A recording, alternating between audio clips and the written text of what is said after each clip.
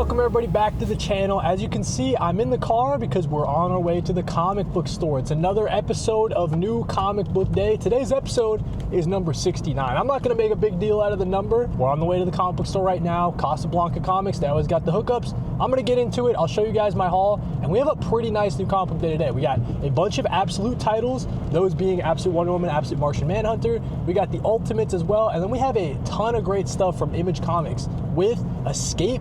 Really loving that series from Rick Remender out of Image. We also have the Power Fantasy. This issue of the Power Fantasy might be the last one in the series. We're waiting to see. There's no solicitations after this one, so that's a little weird. But with that being said, I'm right outside of Casablanca Comics. And of course, I'm going to be giving you guys the haul once I get back home. But before we do that, let's talk about last week's comic book. So a lot of great stuff came out last week, as you guys can see. Absolute Batman, number 17 last week. Excellent stuff from Scott Snyder. We got a guest artist on board, but I thought the guest artist was really solid. Let's give this a 4.5. I'm really kind of intrigued by this Absolute Poison Ivy. I think her origin story was really compelling as well. So yeah, let's give it a 4.5. Absolute Spider-Man number 24. Let's give that a 4-star. Pretty solid. I think they landed the plane. It's just, sad to see this version of Peter Parker and his family and stuff like that. Will we ever see them again? Probably not. Series overall was a little bit disappointing. The fact that we kept getting, like in this last issue, we kept getting Messina on the artwork. Like, dude, can we just get Kaketo, please, for the whole issue, please? I think Messina has such a clashing art style. It doesn't match Kaketo's, like, at all. Anyways, so yeah, we're giving Ultimate Spider-Man 24 a 4. Jumping down here to the new DC Vertigo title from last week, let's give End of Life number 1 a 3.5 out of 5. I guess that comes from me just not loving our main character. I think he's kind of an asshole. We'll have to see if there's some character progression for him, if he becomes more lovable at some point in the future. But yeah, the concept right now is pretty interesting. It's like John Wick in that all the other assassins are going after him. Every member of the assassination organization has like a free, they can get some money if they assassinate this guy. So he's kind of on the run. Pretty fun setup, just not a fan of the characters so far. Jumping back up to Nightwing number 135. I thought they ended this arc pretty solidly. Let's give this a 4-star. It was my second favorite arc out of the series so far. I still think that first arc is really good. Dexter Soy's artwork is always amazing. I guess I'm just a little sad that Nightwing would leave Nightwing Prime to that fate. Like, he's just stuck in the fifth dimension. I think that's kind of sad. So hopefully Dan Waters can get this version of Nightwing to help Nightwing Prime out at some point. Captain America number 7. Let's give Captain America number 7 a 4-star, maybe a 4.5. I thought it was really solid. I think that the kind of setup from Chip Zdarsky is really strong. It's Captain America going back into Latveria after the fall of One World Under Doom, and he's trying to take care of business. He's trying to finish what he started back on his first mission coming out of the ice when he went into Latveria the first time.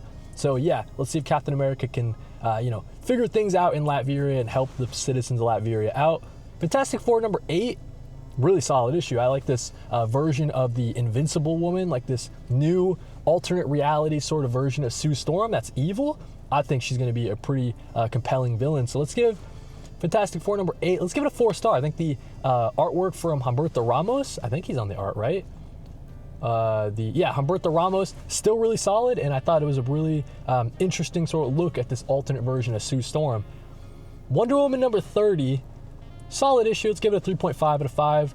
I thought the artwork from Jeffrey Spokes was the highlight for me. Stephanie Williams has a great voice for all the Wonder Woman characters. Just the situation, the setup, I wasn't like super into it. It was all the members of the Wonder Woman family sort of protecting Trinity, going up against this like mini bad guy. And we'll have to see if this plays a larger role in Tom King and Daniel Sampier's Wonder Woman run, if the events of this little 2-issue miniseries spin out of that. Exquisite Corpses number 10, a solid issue.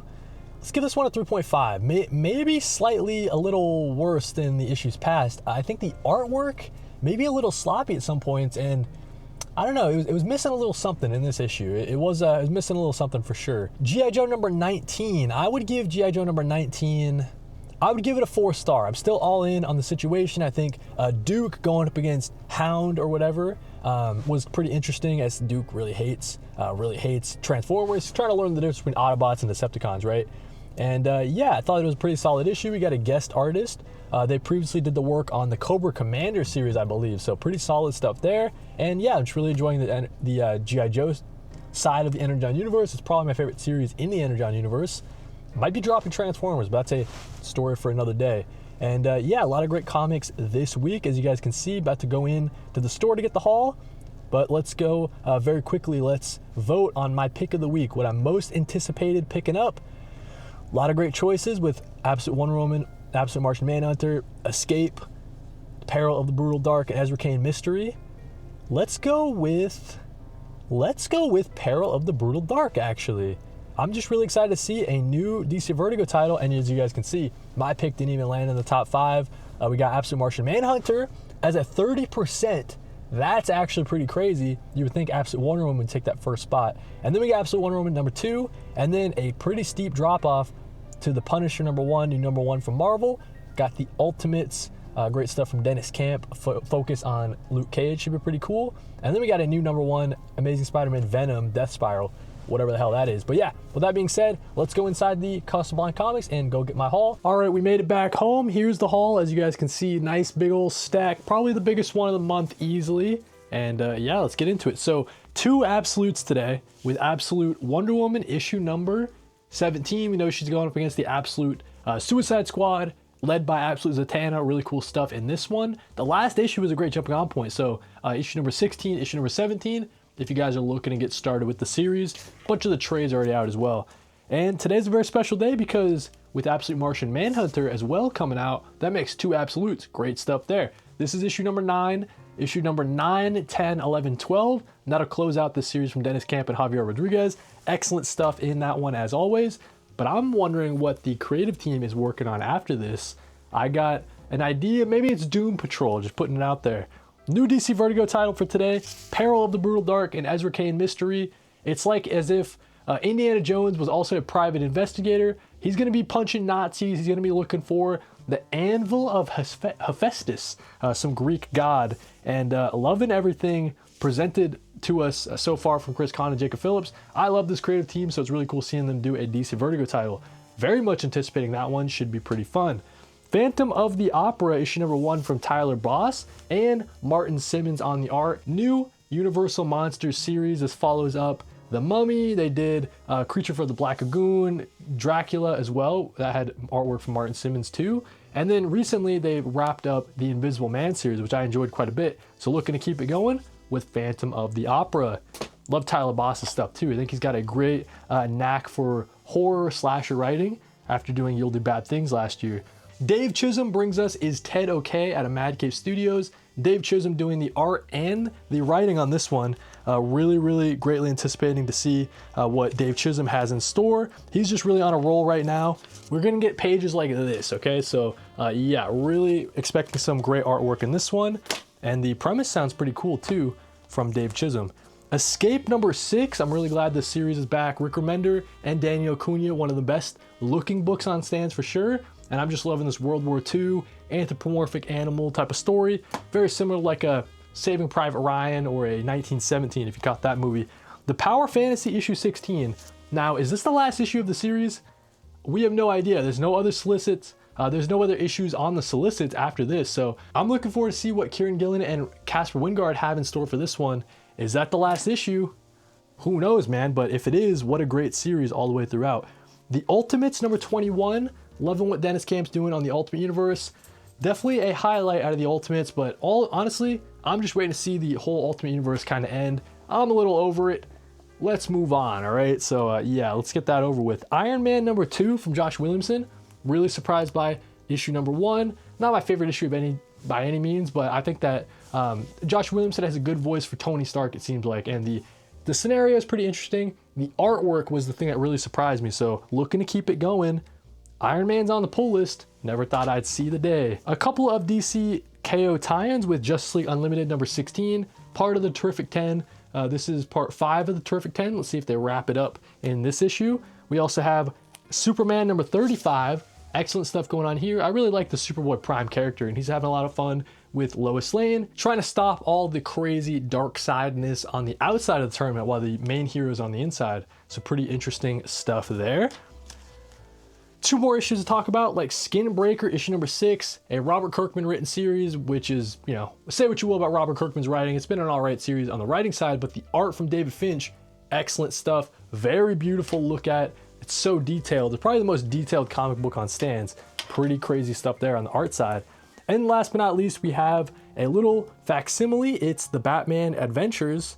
This is the Mad Love issue. So a little one-shot, kind of the origin of Harley Quinn. You got some Paul Dini, some Bruce Timm classic stuff. Everybody loves this cover, right? Very iconic cover. And when I saw this on the stands, thought I'd pick it up. Fun little facsimile for the day. But that's what we have. Everything I'm picking up for New Comic Book Day. And today's date is February 25th. New Comic Book Day number 69. Hope you guys enjoyed. Let me know down in the comments what you're excited to pick up. For me, it's all about the DC Vertigo title for today, Ezra Cain. And then we got some great stuff from the Absolute Universe. And even some cool Marvel pickups too, with Iron Man number 2 and the Ultimates number 21. So yeah, excellent stuff. Let me know down in the comments what you guys are picking up. Have a happy New Comic Book Day. And let's very quickly talk about the Question Omnibus. So that was the comic book haul, but let's very quickly talk about my thoughts on the Question Omnibus so far. So I'm about halfway done. I imagine I'll finish it in the next couple days. I'm just ripping through this thing. It's really great stuff. The Question Omnibus by Denny O'Neil and Dennis Cohen. So really classic material here. It's some late 80s goodness. And if you guys don't know too much about the Question, I'll be honest, I didn't know too much about it either. We know that it's Vic Sage is the guy who's usually in the Question mantle. To be honest though, I've seen the Question more taken up by the role of Renee Montoya recently, which I've quite enjoyed. I think Renee Montoya is great. This stuff is all about Vic Sage. It's sort of like a reinvention of the Question character from Denny O'Neil and Dennis Cohen. I guess the Question was first introduced 2 decades prior to this one, but it was really Denny O'Neil and Dennis Cohen who reinvented the character. And I thought this stuff is just excellent, dude. The entire thing is dripping with sauce. I mean, just like every time Vic Sage transitions into the Question, like it's just so cool seeing all the smoke and stuff like that. Vic Sage is an investigative journalist, and he's really, at the start of the story, he's kind of thrashing around. Like he doesn't know what kind of impact he wants to make on Hub City, how he wants to make it safe. He's just kind of going out there and just punching people, right? He's visited by Batman, actually, and that was pretty interesting to see that the Question's origin kind of was spurred on, as you see here, kind of spurred on by Batman coming to him and saying, yo, if you're gonna try to do this, if you're gonna try to fight crime, you gotta do it the right way. You gotta do it and put your all into it, and that's gotta be your goal, right? You can't just be throwing punches haphazardly. You're gonna get yourself killed, and if you wanna do it right, you gotta do it right. So I love that kind of spurred the Question on this new sort of quest. He went and trained, right? And he, you know, kind of tried to level himself up to be able to be the vigilante crime fighter that, in his opinion, Hub City needs. And let me just show you real quickly one of the transformation or like the smoky sort of scenes. So yeah, man, it's just excellent, classic material. It's got this excellent artwork from Cohen and great inking as well, great coloring.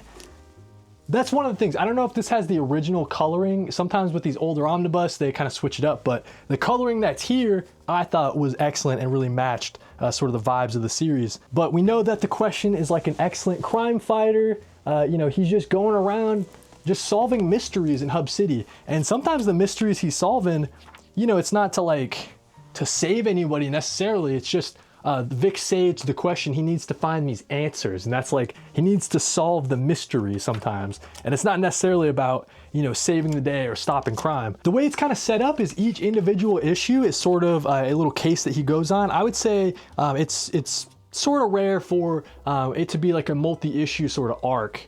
You do get some reoccurring characters, like there's this detective guy who was a bad cop, but maybe Vic Sage, the Question, sort of you know, changed his mind and kind of pushed him to be a good cop once again. There's this mayor character, or at least at the point of the story I'm in, she's running to be the mayor. She was the wife of the mayor previously, and the last mayor was no good, so she's trying to step into that role. The Question is joined by, not like an Alfred type of guy, but like this physicist, like chemist guy, who has sort of put together the different chemical compounds that allow the Question to put on that mask and keep it on his face with all the smoke and stuff. He's sort of partnered with this older guy named Tot, who's like a scientist kind of guy, and they just hang out together, it seems. But yeah, just another great example of the transformation of Vic Sage into the Question. I like the little tidbits that it colors his hair too. Like Vic Sage has blonde hair, but when he's in the Question, it kind of turns into like a more of a brunette sort of look. And we know the Question is very athletic, as we see him just jumping up the fire escape here. Hopefully you guys can see that. And yeah, man, it's great. It's action packed. We see the questions always punching people in the face. Like this moment here is pretty funny. We got a guy who's trying to step to the question, and the question says, well, a karate man. And the guy tries to throw a kick. The question dodges it. He blocks a punch. And then the question lays him out with one punch to the face. And he says, better stick to guns. That's just an example, man. So I really like the Vic Sage character. He's pretty funny. And yeah, just the question persona, I'm just all about it, man. So I'm just totally captivated by the question omnibus so far. It's got some great sort of metaphors and stuff as well. Like we know that the question, you know, he's for like helping the environment and stuff like that. Like some of the cases he goes on. And in that respect, it kind of reminded me a lot of the Chris Condon and Monthos Green Arrow run. It's obvious to me that Chris Condon and Monthos took a ton of inspiration from this. And I mean, just going beyond that, so many series have taken inspiration from this. It's obvious now to see where all that stuff kind of started. It started right here in the question omnibus. Dennis Cohen and Denny O'Neil, just some excellent classic material. I haven't like explored a bunch of the classic material. Sometimes it takes a little bit for me to kind of bite onto and get really invested in the story, but I was invested in this pretty much right away, man. So definitely recommend picking up the question omnibus. Or I guess, you know, maybe read it digitally, see if you like it. And then, I mean, you can't go wrong buying this omnibus. Just some excellent, great material. I need to finish this, and I need to buy Omnibus Volume number 2 and get into it. But with that being said, hopefully you guys enjoyed another new comic book day. It's episode number 69. Hopefully you guys had a good one. Let me know in the comments what you've been reading recently. And also let me know what you picked up for new comic book day. And while you're down there in the comments, like if you like, sub if you love, and if you really like, you can hype it. Hyping really helps out the channels. Thank you guys for watching, and I'll catch you guys in the next one.